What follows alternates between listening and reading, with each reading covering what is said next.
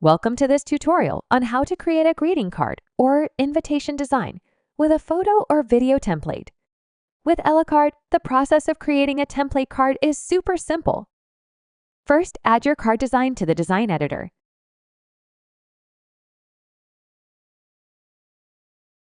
Next, click the Add Slot button and choose whether you want to add a photo slot or a video slot. Photo slots will only accept images and GIFs, and video slots will only accept videos. Once the slot is added to the card, adjust its size and position so that it covers the transparent template area. We suggest adding some buffer between the template outline and the slot bounds. Once you have positioned your slot, it is time to add a placeholder image. Right-click on the slot and select Set Placeholder Image. Now you will be prompted to upload an image or video. Make sure your placeholder image or video is relevant to the card and is roughly the same dimensions as the slot.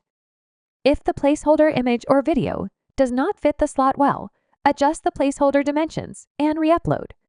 Otherwise, you can now open the Layers view of your card and place the slot behind the image.